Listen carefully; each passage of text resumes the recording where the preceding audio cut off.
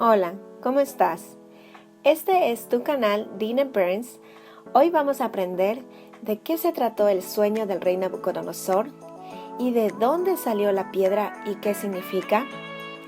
¿Te has puesto a pensar cómo tu vida puede cambiar con la palabra de Dios que nos trae a través del libro de Daniel, que vamos a aprender en este día? Bienvenido, bienvenida. Para responderte estas preguntas y otras, te hemos preparado el sumario a continuación. Número 1. Daniel relata el sueño del rey Nabucodonosor. Número 2. Daniel está de acuerdo con los astrólogos. Número 3. La preocupación de Nabucodonosor. Número 4. Revelación del sueño de Nabucodonosor. Número 5. Goliat y su traje intimidante. Número 6. Piedra que pulveriza. Número 7. Piedra que fulmina. Número 8. Tú eres la cabeza de oro. Número 9. Otros reinos. Número 10. Los pies y sus dedos. Y por último, conclusiones. Daniel relata el sueño del rey Nabucodonosor. Para empezar, hemos escogido en esta ocasión la traducción Palabra de Dios para Todos. Daniel capítulo 2, versículo 24 al 26. Después, Daniel fue a ver a Arioc, que tenía la orden de matar a los adivinos de Babilonia, y le dijo: «No mates a los adivinos de Babilonia. Llévame a ver al rey y le explicaré el sentido del sueño». Así que Arioc y Daniel fueron rápidamente a ver al rey. Cuando llegaron, Arioc le dijo al rey: «He encontrado entre los judíos deportados a un hombre que puede interpretar el sueño del rey».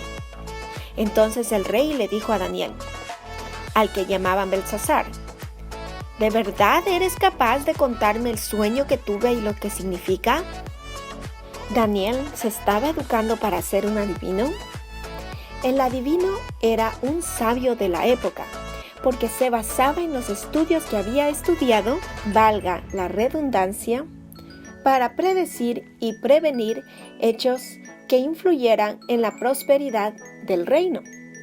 Ejemplos de sabios en la actualidad o adivinos serían los economistas, que previenen los problemas financieros y utilizan técnicas de economía para mejorar el futuro de una empresa, etc. Volviendo a nuestro tema. Para Daniel fue una abrupta noticia saber la orden del rey de matar a los adivinos, que apenas se despertó fue a ver a Arioc. Pidió urgentemente una audiencia con el rey. Arioc obedece a Daniel una vez más. Hay que notar que Dios le había dado gracia a Daniel para con los que le rodeaban, porque en vez de matarlo, Arioc y los soldados ahora estaban siguiendo sus instrucciones con prisa. Notemos que Arioc, al ir a ver al rey, se estaba jugando su vida, porque no estaba siguiendo las órdenes del rey. Recordemos que Daniel era un jovencito probablemente de 17 años, y Dios le había dado gracia por donde iba. Me recuerda mucho al rey David, que a su aproximada edad tenía la confianza de enfrentar a Goliat. Daniel estaba actuando de la misma manera, con una fe impresionante, que sabía que Dios le iba a salvar frente a este Goliat. Continuemos. Daniel de acuerdo con los astrólogos. En esta ocasión utilizaremos la traducción La Palabra Hispanoamericana, BLPH. Daniel capítulo 2, versículo 27 y 28. Daniel respondió: «No hay ningún sabio, adivino, mago o astrólogo capaz de descifrarle a su majestad ese misterio. En cambio, hay un Dios en el cielo que revela misterios y que ha dado a conocer al rey Nabucodonosor lo que sucederá al final de los tiempos. El sueño y las visiones que tuviste mientras dormías son como siguen». Hagamos una pausa allí.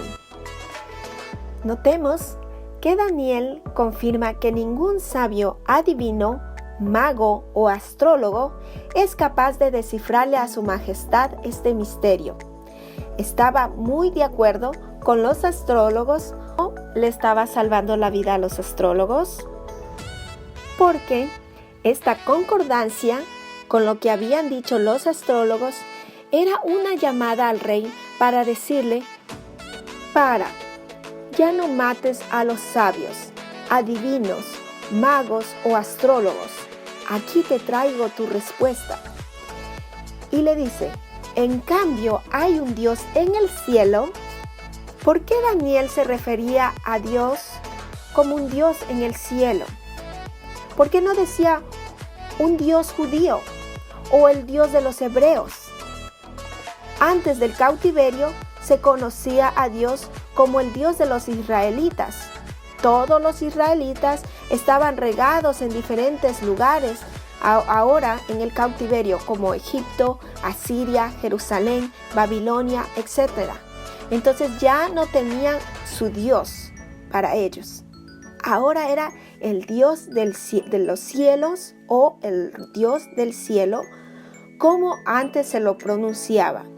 Porque recordemos que cuando los llevaron a Babilonia, el templo de Jerusalén quedó destruido y las piezas de oro se los llevó el rey Nabucodonosor. Los judíos ya no tenían un lugar para adorar a Dios, así que los judíos volvieron a llamar a Dios de los cielos, como lo habían hecho en los tiempos del rey David. Leamos Salmos 136, versículo 26, de la Reina Valera 1960. Alabad al Dios de los cielos, porque siempre es su misericordia. ¿Sí? En esa época del rey David también lo llamaban Dios de los cielos. Y añade Daniel que Dios es un Dios en el cielo que revela misterios. Y eso es justamente lo que quería el rey Nabucodonosor escuchar de qué se trataba este misterioso sueño. La preocupación de Nabucodonosor. Continuemos con la misma traducción, versículos 29 y 30. Majestad, estabas acostado, reflexionabas intentando saber lo que sucederá en el futuro. Pues bien, el que revela misterios te ha dado a conocer lo que sucederá. A mí precisamente se me ha revelado este misterio, no porque mi sabiduría sea superior a la de los demás, sino para poner en conocimiento de su majestad la interpretación del sueño y para que comprendas los pensamientos que te turban. Puede ser que el rey Nabucodonosor estaba preocupado antes de haber tenido tal sueño perturbador. Tal vez quería saber el futuro de su poder. Al parecer, Nabucodonosor no se sentía seguro que iba a mantener su poder por mucho tiempo. ¿Por qué? Daniel le da la gloria a Dios, al Dios de los cielos, que revela misterios y a la vez nuevamente está salvando a los sabios con su frase: no porque mi sabiduría sea superior. Al final vemos que Daniel está diciendo: el Dios de los cielos va a mostrar lo que te turba, no mi persona. Y esta enseñanza es muy buena para nosotros como personas, para reconocer y dar la gloria al Dios del cielo, a nuestro Padre eterno, que en esta ocasión utilizaremos la traducción Reina Valera actualizada 2015. Y vamos a ver el versículo 31. Tú, oh rey, mirabas y he aquí una gran estatua. Esta estatua, que era muy grande y cuyo brillo era extraordinario, estaba de pie delante de ti, y su aspecto era temible. Preguntémonos, ¿por qué esta imagen era temible? ¿Qué aspecto tenía? ¿Qué es lo que puede asustar a una persona de una imagen? ¿Qué podía ser temible para el joven Daniel, que ya estaba mostrando mucha valentía? Leamos el libro Primera de Samuel, capítulo 17, versículos del 4 al 7. De pronto, de entre las filas de los filisteos salió un guerrero como de 3 metros de estatura. Se llamaba Goliat y era de la ciudad de Gat. En la cabeza llevaba un casco de bronce y sobre su cuerpo una coraza, también de bronce, que pesaba 55 kilos. Del mismo metal eran las placas que le protegían las piernas y la jabalina que llevaba al hombro. El asta de su lanza era como un rodillo de telar y su punta de hierro pesaba más de 6 kilos. Y vemos la descripción de Goliat y su traje intimidante. Con esta información podemos entender cómo la estatua que estaba en el sueño del rey Nabucodonosor era temible. En el mismo libro, Primera de Samuel, capítulo 17, versículo 24, dice: «Y todos los varones de Israel que veían a aquel hombre huían de su presencia y tenían gran temor». Goliat, con su traje indestructible y su altura, intimidaba a los israelitas. No había israelita que quisiera enfrentar a Goliat. Los versículos 32 y 33. La cabeza de esta estatua era de oro fino. Su pecho y sus brazos eran de plata. Su vientre y sus muslos eran de bronce. Sus piernas eran de hierro y sus pies en parte eran de hierro y en parte de barro cocido. Notemos la superioridad y el orden de jerarquía de los materiales que se utilizan para esta descripción. Estos elementos eran muy utilizados o bien conocidos en la época del joven Daniel, y cada uno tenía un valor diferencial importante de poder. Algunos pensarán también en nuestros días. En resumen, la estatua estaba compuesta de los metales más importantes y también de barro cocido, que era el material más insignificante u opuesto al valor de los otros materiales de la estatua. También resaltemos que en caso de guerra, el oro es un material costoso e inservible por su maleabilidad. La plata no está lejos de la misma descripción del oro. El bronce y el hierro son los metales favoritos para combate. Es decir, la importancia de estos materiales van de acuerdo a la utilización que se le den. Continuemos. Piedra que pulveriza. En los versículos 34 y 35 de la traducción Reina Valera contemporánea. Mientras su majestad miraba, una enorme piedra que nadie cortó se desprendió de un monte y golpeó los pies de hierro y de barro cocido de la imagen y los hizo pedazos. Entonces se hicieron también pedazos el hierro, el barro cocido, el bronce y la plata y el oro, hasta hacerse como el polvo del trigo que se muele en el verano, y el viento se los llevó sin dejar el menor rastro. En cambio, la piedra que golpeó a la imagen se convirtió en un gran monte que llenó toda la tierra. Notemos que estamos hablando de una piedra y no de una gran roca. ¿Cómo es que una piedra destruye semejante estatua enorme? La piedra no es cortada por mano humana. Hay estudiosos que dicen que cayó la piedra del cielo, pero en la Biblia menciona que la piedra se desprendió de un monte. La piedra no forma parte de la estatua, ni es semejante a los metales. Y se desprende la piedra en el momento más glorioso de la estatua.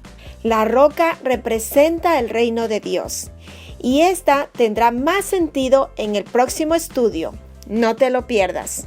Para comprender el poder de esta piedra, leamos el libro Primera de Samuel, capítulo 17, versículo 49 de la Reina Valera 1960. Y metiendo David su mano en la bolsa, tomó de allí una piedra y la tiró con la honda, e hirió al filisteo en la frente, y la piedra quedó clavada en la frente y cayó sobre su rostro en tierra.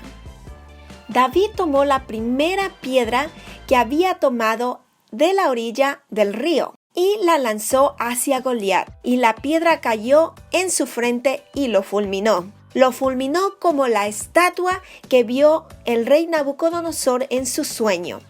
La piedra en este caso cayó en los pies. Leamos el libro Primera de Samuel, capítulo 17, versículo 47. Y sabrá toda esta congregación que Jehová no salva con espada y con lanza, porque de Jehová es la batalla, y él os entregará en nuestras manos.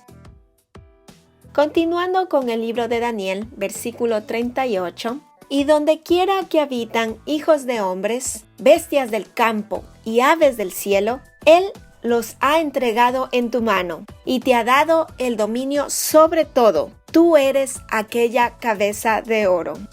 Es impresionante saber que Dios le entregue tal poder al rey Nabucodonosor. El dominio que se le había entregado era similar, por no decir el mismo, que Dios entregó a Adán en el jardín del Edén. Para comprender de mejor manera, veamos el siguiente ejemplo. A una mujer se le acercaron dos mujeres a pedir dinero prestado, una pobre y una rica. Y la mujer dijo: ¿a quién prestaré? Si le presto a la pobre, es muy probable que no me pague, porque no tiene dinero. En cambio, bla bla bla bla bla.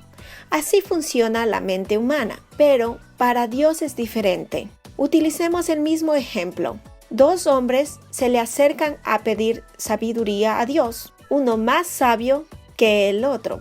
¿A cuál daría Dios sabiduría? Esto nos da a notar que el rey Nabucodonosor hacía algo que le agradaba a Dios. Sea lo que sea, Dios le otorgó el poder a él, al rey Nabucodonosor. Volviendo a los diferentes tipos de metales, estos representaban imperios mundiales. La imagen representaba 4 grandes imperios que surgirían uno tras otro para dominar la tierra. Al asignar el oro a su imperio, al imperio de Babilonia, se entiende que esta fue el imperio más grande de estos tiempos. Continuemos con los versículos 39 y 40. Y después de ti se levantará otro reino inferior al tuyo, y luego un tercer reino de bronce, el cual dominará sobre toda la tierra. Y el cuarto reino será fuerte como hierro, y como el hierro desmenuza y rompe todas las cosas, desmenuzará y quebrantará todo. A estos versículos proféticos, que en ese tiempo no habían sucedido aún, se los conoce ahora como profecías históricas, porque ya pasaron durante la historia. Fueron eventos que consecuentemente pasaron uno después del otro, sin olvidar que el orden del imperio inferior sucederá al anterior. Existen otras teorías que comparan estos reinos con las potencias actuales que tenemos. De la misma manera, pasarían consecuentemente una después de la otra y en el mismo orden como los imperios, es decir, de un imperio inferior sucederá al anterior. Notemos que siempre estos imperios son reemplazados por otros, pero la roca que representa el reino de Dios no será reemplazada jamás. Hay muchas especulaciones para nombrar a cada metal un imperio. Nosotros hemos escogido a la más general. A la plata se le otorga el imperio medo-persa, el bronce, Grecia y el hierro al imperio romano. Ni los estudiosos del judaísmo ni los historiadores saben bien con certeza o tienen un acuerdo de estos imperios. Lo que debemos notar, cualquiera que sea el imperio de plata, bronce o hierro, estarían dominando al pueblo judío. Los pies y sus dedos. Versículos 41 y 42. De la Reina Valera revisada 1977. Y lo que vistes de los pies y los dedos, en parte de barro cocido de alfarero y en parte de hierro, serán un reino dividido. Mas habrá en él algo de la fuerza del hierro, así como vistes hierro mezclado con barro cocido. Y por ser los dedos de los pies en parte de hierro y en parte de barro cocido, el reino será en parte fuerte y en parte frágil. Los dedos de los pies pertenecen a pequeños reinos helenistas. La parte de barro es de imperios débiles y la de hierro de pequeños imperios fuertes. Hay muchas especulaciones por los 10 dedos de los pies, que realmente nos quiere decir, tenemos que tener cuidado no caer en la fantasía, sobre todo en las que nos cree inseguridad acerca de que Dios esté con nosotros. No importa qué fortaleza tengan, como en este caso de la estatua, oro, plata, bronce y hierro. Si tus pies no están firmes en los estatutos de Dios, caerás en pedazos y serás polvo que se llevó el viento, como en el caso de la estatua. Una interpretación personal es que a veces nosotros nos sentimos firmes con unas ideas de oro y nuestro cuerpo de diferentes metales deseados, y nos olvidamos en las bases que ponemos nuestra vida. Ahora, recordemos lo que les decía, que debíamos notar que cualquiera que sea estos imperios estarían dominando al pueblo judío. Pero viene la roca de Dios, el imperio de Dios, que libera al pueblo judío, y su reino se convierte en una gran montaña en la tierra. Gloria a Dios por esto, porque deseamos que su reino esté con nosotros. Para culminar con este estudio, veremos unas conclusiones. Primera conclusión. El rey pudo haber tenido el mismo sueño una y otra vez o por partes. Otros dicen que él no recordaba el sueño. Por eso pedía el rey Nabucodonosor que le contaran el sueño que él había soñado más su interpretación. Segunda conclusión, un paralelismo de la interpretación de este sueño por Daniel es la vida de José, donde los dos describen el futuro del país. Veamos los paralelismos. Daniel estaba en un cautiverio. José estaba prisionero. Los dos estaban bajo dos gobernantes ajenos a su pueblo. Los dos interpretan un sueño. Los dos son gratificados por decir una interpretación satisfactoria a su respectiva autoridad, etc. Tercera conclusión. Puede ser que a Nabucodonosor le gustara la interpretación de Daniel por las cosas que escuchaba a favor de su reino, y a la vez preocupación por la desaparición del mismo. Última conclusión. Debemos tener presente que Dios nos habla de diferentes maneras. No solo ha hablado al rey Nabucodonosor, cuida tu vida, ¿en qué piensas? ¿Cuáles son tus fundamentos? ¿De qué están hechos tus pies? ¿Qué pasaría si el reino de Dios llegara? ¿Te destruiría como a la estatua del sueño del rey Nabucodonosor? Gloria al Padre, el Altísimo, que nos da la oportunidad de alcanzar su palabra y comprensión para entender su amor por nosotros. Eso es todo por hoy. Muchas gracias nuevamente. Antes de despedirme, no te olvides de suscribirte a tu canal y darle un like a este video.